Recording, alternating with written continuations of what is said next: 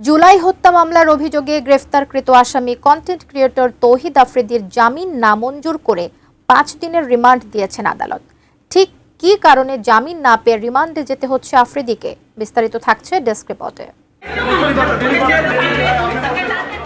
জুলাই গণ-অভ্যুত্থানে হত্যার ঘটনায় করা মামলার আসামি কন্টেন্ট ক্রিয়েটর তৌহিদ আফ্রিদিকে পুলিশের অপরাধ তদন্ত বিভাগ বিশেষ অভিযান চালিয়ে বরিশাল থেকে গ্রেপ্তার করে। জুলাই হত্যার ঘটনায় রাজধানীর যাত্রাবাড়ী থানায় করা মামলার আসামি তৌহিদ আফ্রিদি। এ মামলায় আসামিদের মধ্যে রয়েছেন সাবেক প্রধানমন্ত্রী শেখ হাসিনা, সাবেক সেতুমন্ত্রী ওবায়দুল কাদের ও সাবেক পুলিশ মহাপরিদর্শক আইজিপি আব্দুল্লাহ আল মামুন। এছাড়া এই মামলায় তৌহিদ আফ্রিদির বাবা নাসিরউদ্দিন সাথীকেও আসামি করা হয়, যাকে গুলশান থেকে গত 17 আগস্ট গ্রেপ্তার করে ডিবি পুলিশ।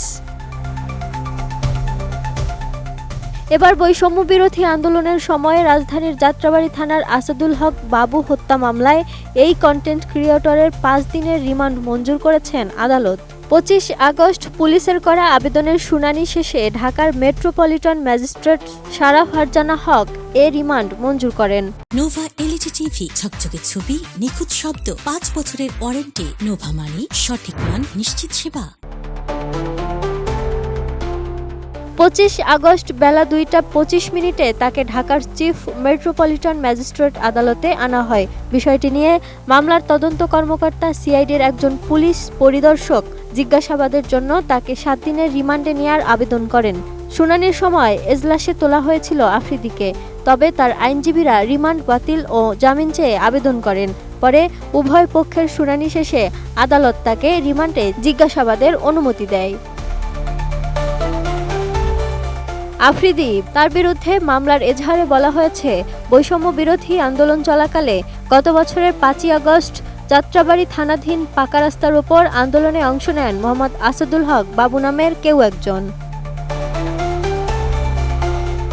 ঘটনার দিন দুপুর 2:30টায় আসামিদের ছোড়া গুলি আসাদুলের বুকে ও ডান পাশে লাগে। পরে হাসপাতালে নেওয়া হলে চিকিৎসক তাকে মৃত ঘোষণা করেন। এ ঘটনায় গত বছরের 30 আগস্ট যাত্রাবাড়ী থানায় হত্যা মামলা করেন নিহতের বাবা। এ হত্যা মামলায় তৌহিদ আফ্রিদি ও তার বাবা সহ মোট 25 জন ছাড়াও অজ্ঞাত আরও 150 জনকে আসামি করা হয়েছে।